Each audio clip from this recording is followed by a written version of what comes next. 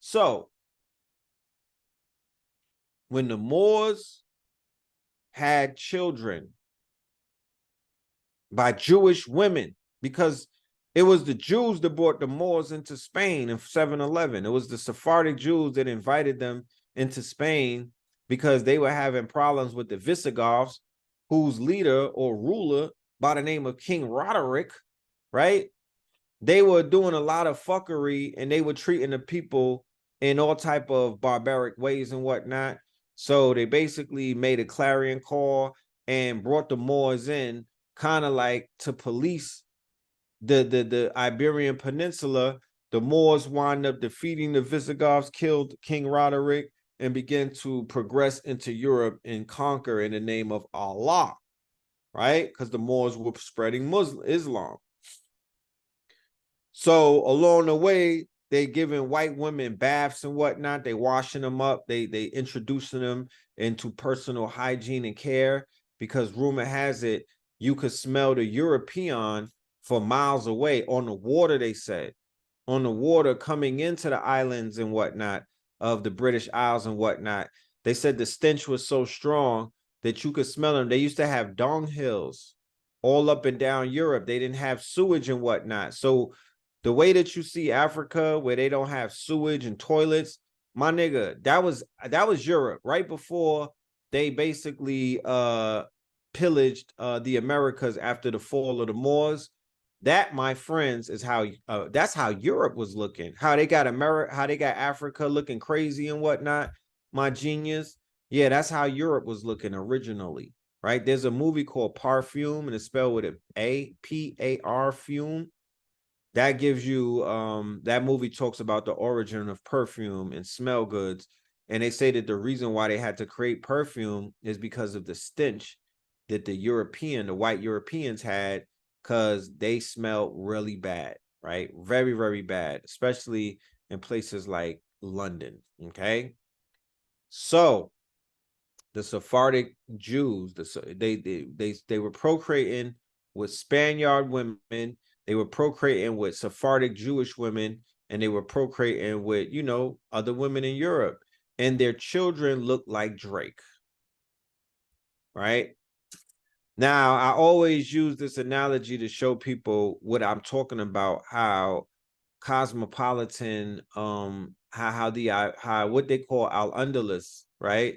That was a cosmopolitan type of situation where you had Christians, Muslims, and Jews living in peace, right? Shoulder to shoulder. They had a function in society. They had a cosmopolitan society before the beginning of the Reconquista. They were all getting along, meaning that they was all smacking bellies and whatnot. They were fornicating, they were spreading seeds, they were marrying, intermarrying, they were building. So DJ Khaled, who was a Palestinian, right? Let's put him on the page. Let's put his picture up there, right? DJ Khaled, right? You know how he looks. He got the same type of beard that Drake got, right? He looks ambiguous until he opens his mouth. He could pass for what? Dominican?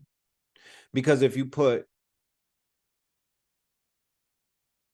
DJ Khaled and Drake, and then you put a Dominican next to them, right? Let's think. A Dominican. What Dominican can I put next to them? I don't know. A Dominican from Dykeman, from New York City. Any of these Dominican niggas. Maybe the dude who was saying from Coney Island, right? Who was I forgot his name. I think it's DJ Nims, right? The Dominican niggas who be having the beards like that.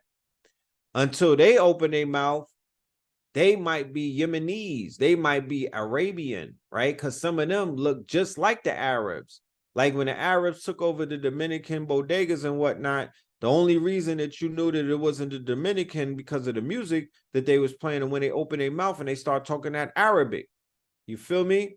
But Drake, Khaled, they look similar because in Moorish Spain, you had amalgamated people who spoke Hebrew. They spoke Aramaic. Then they spoke Islam. They spoke Arabic, right? And then they also spoke Spanish. They had the Spanish tongue, right? These are the romantic languages. So there's really, okay, French Montana. All right. So French Montana, North African, he's a Moor, right? North African Moors, he's a Berber. French Montana and Drake look alike, right? They are similar phenotypes because that is a historic type of phenotype that you find when you go to France.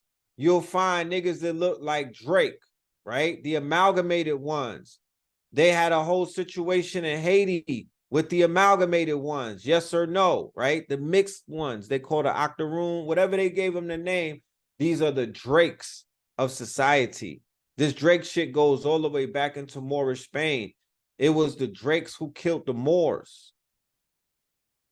The sons of the mothers, they call them Masons, my sons. It was the sons of the mothers.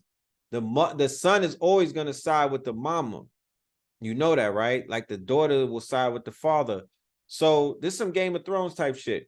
So when the sons grew up, remember the sons of the Moors got everything that the Moors had. They got all of the money. They got access to the best training, the best education. They got access to the best fabrics. They got access to all of the wealth. They were heirlooms. Things were being passed down to them.